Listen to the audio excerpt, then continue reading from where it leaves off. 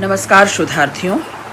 YouTube channel क्योंकि कहना ज़रूरी है मैं अपने शोधार्थियों के लिए रुचि बहुगुणा उनियाल देहरादून से इन कवयित्री की कुछ कविताओं के साथ अपने शोधार्थियों के लिए क्योंकि कहना ज़रूरी है YouTube चैनल सुधा उपाध्याय के सौजन्य से सदी के महत्वपूर्ण कवियों की श्रृंखला में शामिल करती हूँ। टिहरी गढ़वाल नरेंद्रनगर में जन्मी इनकी पहली पुस्तक मन का ठौर बोधि प्रकाशन जयपुर से प्रकाशित हुआ। प्रेम तुम रहना और प्रेम कविताओं का साझा संकलन सर्वभाषा ट्रस्ट से प्रकाशित। 2022 में इनका दूसरा कविता संग्रह आखिर की बात, ये भी प्रेम कविताएं रहीं, न्यू वर्ल्ड पब्लिकेशन नई दिल्ली से प्रकाशित हुआ। मलयालम, उड़िया, पंजाबी, बांग्ला, अंग्रेजी और अन्य कई भारतीय भाषाओं में इनका अनुवाद हो चुका है। भारतीय कविता में कोश व प्रतिष्ठित वेब पत्रिका हिंदवी के साथ पहली बार ब्लॉग स्पॉट पर रचनाएं इनकी प्रकाशित हुई हैं। रुचि बहुगुणा उनियाल की 5 कविताओं के साथ शोधार्थियों हम उनकी रचनात्मक यात्रा भी तय करेंगे और समसामयिक कविता को चिन्हने पहचानने में इन कविताओं से मदद लेंगे। पहली कविता है पुकारना। तुम्हें पुकारती हुई मेरी आवाज़ के कंपन से थरथराती है हवा की देह। बेगवती पहाड़ी नदी के फेनिल स्वच्छ बहाव में भी ठिठक कर रुक जाती हैं मछलियाँ। इस कातर पुकार का स्वर छेड़ता है सिम्फनी का एक और अभिनव सुर। धूं धूं कर जलती है तुमसे मिलने की कोमल कामनाएं और मेरी आत्मा से उठती लपटें दूर पहाड़ी की चोटी पर रंगती हैं बुरुंश के फूलों की सुकोमल पंखुड़ियाँ। बिछड़ जाने की पीड़ा से चोटिल और तुम्हारे स्वर की छुअन याद करती आत्मा जैसे एक पहाड़ी शहर को जिसकी हर गली के मोड़ पर तुम्हारा इंतज़ार करती ठिठुरती स्मृतियाँ उकड़ू बैठी हैं। कहीं दूर पहाड़ी की धार पर उतरती नवोढ़ा बधू सी सांझ के आंचल में तुम्हें लगाई पुकार बूटों की तरह टाँगती हैं तारों की लड़ी। गहराती रात की कालिमा में उंगलियां डुबोकर प्रतीक्षा में थकी आँखों को सुरमा लगाती हूँ। सुनो प्यार मेरे, बस एक बार तुम पुकारना शरीर के शिथिल होने से पहले मुझे अपने दिए नाम से। इन सब जंजालों से दूर मृत्यु की ठंडी गोद में सोने के लिए मेरी आत्मा काट लेगी तुम्हारे स्वर से कुनकुना सूद। जैसे पहाड़ी ताज़ी हवा का झोंका आ गया, जैसे पर्वतों से उन गहरी खाइयों से आसपास की पर्वत श्रृंखला से और उस सुरंग में पूरे क्या कह सकते हैं वो परिवेश, वो मन को मोह लेने वाला मादक सारा माहौल जैसे जागृत हो गया और इसी में तो पनपता है प्रेम। शोधार्थियों, मैंने क्योंकि इनके परिचय में भी बताया, रुचि जी प्रेम कविताएं लिखती हैं और इन प्रेम कविताओं के बहाने प्रेम के उस विराट सत्य को भी उजागर करती हैं जो कभी अनदेखा अनछुआ रह गया, जो अनचखा रह गया, जिसे स्पर्श नहीं किया जा सकता, जिसे इन चर्म चक्षुओं से देखा भांपा जाना नहीं जा सकता।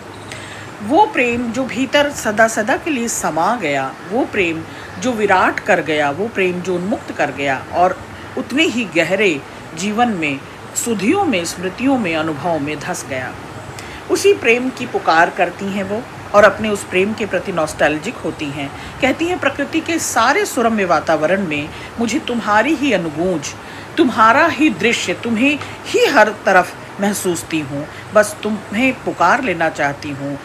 पार्थिव होने से पहले, इस मिट्टी में मिल जाने से पहले, समाप्त जीवन लीला समाप्त हो जाने से पहले तुम्हें एक बार साक्षात करना चाहती हूँ। बेहतरीन कविता थी। दूसरी कविता है याद। मेरी विदा के अंतिम क्षणों में क्या क्या आएगा तुम्हें याद प्रिय? क्या आएगी याद मेरी उन्मुक्त निर्झर हंसी, या फिर करोगे याद मेरे बच्चों सा निश्चल स्वभाव? वैसे तुम चाहो तो कर सकते हो स्मरण मेरे हिमालय से अडिग धैर्य को भी, या कि चाहो तो रख सकते हो मेरी शरारतों की पोटली एक याद की साथ। पर मुझे पता है कि तुम्हें सबसे ज़्यादा स्मरण मेरी आवाज़ रहेगी साथी, जिसमें निहित आरोह अवरोह से बंधे चले आते थे 7 सुर और तुम कानों से एक लिपि रचते थे जिस पर समस्त देवी देवताओं ने अपनी अपनी शक्तियां देकर नव शक्ति सृजित की। उसी तरह त्वचा, आंखें, जबान और नाक सब अपनी अपनी शक्तियां दे देते थे कानों को, और तुम्हारे कान आवाज की तरंगों से मेरी छवि गढ़ते थे मन दर्पण में। यहाँ भी प्रेम की उन्मुक्तता है, प्रेम पात्र में धैर्य है, प्रेम पात्र में स्मृतियों सुधियों का सैलाब है। ये स्मरण ही तो है, ये आवाज़ की गूंज ही तो है जो नेपथ्य से लगातार विस्तार के साथ हमारे भीतर भी और बाहर पूरे चहुओर पूरे परिवेश में पसर जाती है। ये प्रेम की क्या कह सकते हैं, क्या उत्थान है, आरोह अवरोह के रूप में, स्वर के रूप में, संगीत के रूप में, लय तुक ताल के रूप में जीवन में समा जाती है। ये प्रेम ही है जो अपनी अदृश्य शक्तियों से हमें स्पर्श के सारी इंद्रियों को बांध लेती है। चाहे वो स्पर्श हो, देखने का सुख हो, चाहे वो चखने का सुख हो, चाहे वो स्वाद और सुगंध का सुख हो, सारी इंद्रियों को जैसे अपने में समो लेती है। तो उस छवि को, उस आवाज़ को, स्पर्श को बार बार रुचि महसूसना चाहती हैं। अगली कविता है प्रेम में होना। पलक झपकने में जो निमिष का 100वां हिस्सा लगा, बस उतने भर समय जितना जादू। किनारे पड़ी रेत में बने घर के लहरों में एकीकृत हो, समुद्र की अथाह गहराइयों में समा जाने जितना भंगुर, क्षण भंगुर। आती जाती हर सांस के बीच बस एक याद जितना मीठा हो, हिचकियां अपने दामन में बांध लगती है। दूर देश से दिमाग को जाती धमनी में बहते रक्त में घुलित ऑक्सीजन जितना तीव्र, गतिशील और आवश्यक प्रेम में होना। ये सारी प्रतिक्रिया है प्रेम में होने का, ये सारा प्रतिरूप है, प्रतिफलन है प्रेम में होने का। प्रेम में होने को कुछ भी नहीं, परंतु यह सबसे अधिक चमत्कृत और अपरिभाषित अवस्था है प्रेम में होना। कि प्रेम में है तो पलक झपकते ऐसा लगता है सब तरफ तिलिस्म है, जादू है, और हम कहाँ के कहाँ पहुँच चुके होते हैं। रेत के बने बड़े विशालकाय रेतीले पर्वत हों, लहरें हों, सब घुल मिल जाती हैं। चाहे समुद्र की गहराइयाँ हैं या पर्वत की ऊंची चोटी है, जैसे लगता है सब एक दूसरे में समा गए। ये जो सांसों का आवागमन है, जैसे अजपा जाप की तरह अपने प्रेम को, अपनी सुखद स्मृति को बार बार जपता है, बार बार उसको स्मरण करता है। और जो याद की सुधियों की हिचकियां हैं, वो जैसे हमें भीतर तक अपने को क्या कह सकते हैं, एक जुड़ाव के साथ, एक अपनाव के साथ बांध लेती हैं। सब तरफ ऐसे लगता है एक ताज़ी हवा का झोंका, एक ताज़ी बयार, एक ऑक्सीजन से भरपूर, मतलब जीवन से भरपूर, है ना। तो प्रेम में होना ऐसी अवस्था तक पहुंचाना है जिसको कहना, बताना मुश्किल है, जिसमें रहा जा सकता है, प्रेम में रहा जा सकता है, जिया जा सकता है, पर वो गूंगे की शक्करा की तरह कहा नहीं जा सकता। बेहतरीन कविता थी। अगली कविता है पीड़ा का वैभव। जो प्रेम में है पीड़ा वही जानेगा, करुणा को, मर्म को, पीड़ा को, तकलीफ को समझने वाला वही होगा जो प्रेम में है। निश्चित तौर पर विशिष्ट योग, विशेष प्रकार का जुड़ाव, संग साथ न रहते हुए भी हर कदम, हर श्वास साथ रहने का वियोग। पीड़ा का वैभव, इतनी निष्ठुर सर्दियाँ कि शरीर की सारी कोशिकाएं सुप्तावस्था में चली जाएं। मैं जीवित हूँ तुम्हारी याद को लपेटे हुए, मानो हृदय की भीत से लगकर भीतर जल रही हो सिगड़ी सी कोई। भीत दीवार, सिगड़ी भीतर जो जो गर्माहट देने के लिए जलाई जाती है, वो ऐसा लग रहा है कि तुम्हारी सुधियों का, स्मृतियों का ही है, और उस प्रेम की सुखद स्मृतियों का ही है, उन अनुभवों का है जो मुझे जिंदा रखता है। विरह के बाणों से बिंधा मन छलनी हो चुका है, बिंधे मन के रंध्रों से फूट रहा है तुम्हारी याद की अग्निशिखा का प्रकाश। शरीर के साथ ही चेहरे पर भी विशिष्ट ओज फैल गया है। कितना छलनी है मन, आहा, कितना छलनी है मन कि देखा जा सकता है आर पार।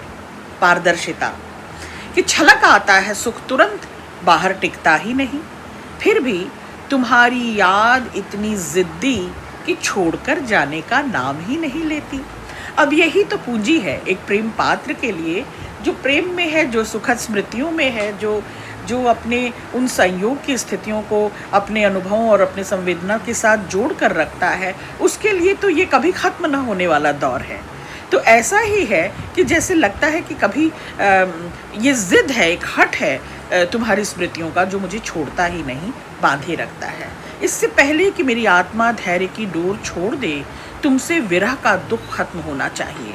संसार में आने और यहाँ से जाने का समय नियत होता है, फिर प्रतीक्षा की अवधि भी तो तय करनी चाहिए ना। मुझे देखने वाले अक्सर ही कहते हैं तुम दिव्य रूप की स्वामिनी हो। मेरे प्यार, देखो प्रेम में मिली पीड़ा भी कितनी गरिमामयी और वैभवशाली होती है। निश्चित तौर पर ये जिसने प्रेम किया है, जिसने प्रेम को जिया है, ये अनुभव उसी का हो सकता है। और जो आसपास हम मेरे इर्द गिर्द लोग हैं जो मुझे पहचानते हैं कि मैं तुम्हारे प्रेम में पड़ी हुई हूँ और तुम्हारे प्रेम में आकंठ निमग्न हूँ, संलग्न हूँ, उस जुड़ाव को, अपनाव को देख लेते हैं और उस वियोग में भी, उस विशिष्ट योग में भी तुम्हें कहीं मुझसे जुड़ा हुआ पाते हैं। तुम्हारी सुधियों को, तुम्हारे उन अनुभवों को, तुम्हारी उस संवेदना को मुझसे जुड़ा हुआ पाते हैं। निश्चित तौर पर बेहतरीन कविता शोधार्थियों। ये कविता महत्वपूर्ण है। ये कविता जो मैं 5वीं कविता रुचि जी की पढ़ने जा रही हूँ, ईश्वर तुम आत्महत्या कर लो। शोधार्थियों, कंटेम्प्ररी कविता को पढ़ते हुए सारे निषेध, नकार, असंतोष, अस्वीकार को जानते समझते हुए आप प्रासंगिकता की बात करते हैं, समसामयिकता की बात करते हैं, विरोध और प्रतिरोध की बात करते हैं। इस कविता में यह सब कुछ मिलेगा और ये मुझे बहुत महत्वपूर्ण कविता लगी और मुझे लगा कि इसे इस श्रृंखला में शामिल किया जाना चाहिए। ईश्वर तुम आत्महत्या कर लो। सही वक्त पर तुम्हारे अस्तित्व का समाप्त हो जाना ही अच्छा है। अपने झूठे मुखौटे को हटाओ और कर लो स्वीकार कि सिसकते हो तुम भी। यदि ये दुनिया तुम्हारे लिए खेल है तो तुम्हें नहीं लगता कि खेल एक तरफा होता जा रहा है, कि कमज़ोर के आंसुओं से अब तुम्हारी सत्ता डिगने की कगार पर है। इससे पहले कि कमज़ोर जिसकी प्रार्थनाएं तुम्हारे वजूद को बचाए हुए हैं उतार दें तुम्हें सिंहासन से तंग आकर, नकार दें तुम्हारा ईश्वर होना, उजाड़ दें तुम्हारे बड़े बड़े मंदिरों का अस्तित्व और तुम्हारी ईश्वर होने की नौकरी से तुम्हें बेदखल कर दें, तुम आत्महत्या कर लो। तुम्हें होने, तुम्हारी सत्ता, तुम्हारी शक्ति, तुम्हारा रूप, स्वरूप, आकार, प्रकार हम भक्तों ने गढ़ा है, जो ईश्वर भक्त हैं, जिनकी अपार श्रद्धा है तुम पर, जिन्होंने तुम्हें ईश्वर बनाया है, ईश्वर माना है। उन्हीं की विश्वास, आस्था और जुनून से टिके हुए हो तुम, तो आत्महत्या कर लो।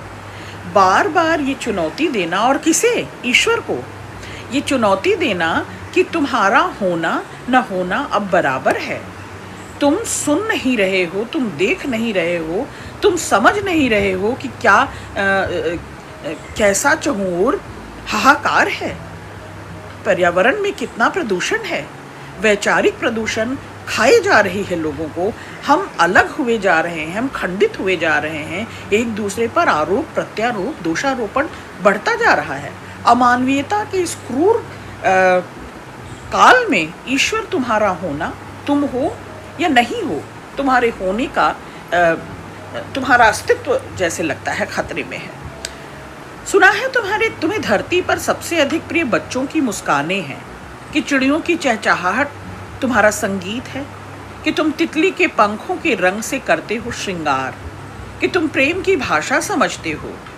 तो क्यों नहीं देते सजा उन्हें जो बच्चों का बचपन उजाड़ देते हैं, जो चिड़ियों के पंख कतर देते हैं, तितलियों की रंगीन परों को मसल देते हैं, जो भय, नफरत और हथियारों की भाषा सिखा रहे हैं। क्यों नहीं देते उन्हें सजा? तुम ईश्वर हो, तुमने गढ़ा है ये पूरा संविधान, तुमने बनाई है समूची प्रकृति और इस प्रकृति के सारे मानवीय, सारे जीव जंतु तुमने बनाए हैं, सारे मूल्य तुम्ही से हैं। उन मूल्यों का लगातार ध्वस्त होते जाना, प्रकृति का नष्ट होते जाना, मानवीयता का खत्म होते जाना, हमारे आपसी सौहार्द, प्रेम, सहयोग भाव का नष्ट होते जाना तुम कैसे बर्दाश्त कर रहे हो ईश्वर? तुम हो कि नहीं हो? और अगर नहीं हो तो फिर तुम्हें अपने नहीं होने या विस्थापित हो जाने या अस्वीकार कर दिए जाने से पहले ही मर जाना चाहिए। बुढ़ा गए हो तुम ईश्वर, अब तुम घर के बाहर देहरी पर बैठे बुजुर्ग माँ बाप की तरह लाचार हो, जिसे किसी भी तरह उनकी संतानें भेज सकती हैं वृद्धाश्रम। तुम झूठी हंसी के पीछे ठीक वैसे ही छुपा रहे हो अपने आंसू, जैसे कोई कलाकार अपने चेहरे पर पोत लेता है कई परतें श्रृंगार की। तुम भी बेबस हो क्या? लाचार हो क्या? कमजोर हो गए हो क्या? बुढ़ा गए हो क्या? इस तरह के सवाल ईश्वर से, इस तरह की चुनौती, बल्कि मैं तो कहूँगी फटकार ईश्वर के प्रति, क्योंकि जहाँ अधिकार होता है, सर्वाधिक अधिकार होता है, फटकार वहीं होता है। पूरे अधिकार के साथ ये नकार, ये अस्वीकार कि जाओ, मेरा मन मानने से मना करता है कि तुम ईश्वर हो। बुढ़ा गए हो तुम, असमर्थ हो गए हो, कमज़ोर हो गए हो। और ऐसा ही लगता है जैसे इस कमज़ोरी में उच्छिष्ट की तरह विक्षावस्था में तुम बेघर कर दिए गए हो, बाहर कर दिए गए हो अपनी सारी शक्ति और सामर्थ्य से। ऐसा लगता है कि तुम भी उस बूढ़े बुजुर्ग की तरह हो गए हो जो दिन गिन रहा है, घड़ियां गिन रहा है अपने बेदखल किए जाने की, जो डरा हुआ है अपनी संततियों से। तो और या तुम ऐसे लिपे पुते कलाकार की तरह कि जो फैब्रिकेटेड है, जो ऊपर से रंग लेता है, ऊपर से हाव भाव चढ़ा लेता है, पहन लेता है मुखौटे की तरह, उस कलाकार की तरह हो गए हो। असल में ये दुनिया वैसी रह नहीं गई जैसी तुमने बनाई थी, इसीलिए कमज़ोर बेबस तुम्हारे वजूद को नकार दें उससे पहले तुम आत्महत्या कर लो ईश्वर। मर जाओ, जाओ आत्महत्या कर लो। इस आत्महनन के लिए इस आत्महंता ईश्वर को बार बार ललकारा जा रहा है कि जब तुम ही नहीं रहे, तुम्हारा ईश्वरीय गुण तुम में से समाप्त हो चुका है, तुम्हारा सामर्थ्य समाप्त हो चुका है, तुम्हारी अलौकिक शक्तियाँ तुमसे छिन गई हैं, जो मानवीय थीं, जो सृष्टि के समूचे आकार प्रकार को बनाने वाली थीं, समूची सृष्टि को चलाने वाली थीं। तो अब जब तुम ही नहीं रहे, तुम्हारी शक्तियाँ नहीं रहीं, तो तुम आत्महत्या क्यों नहीं कर लेते? बेहतरीन कविताएं शुद्धार्थियों, बहुत शुक्रिया।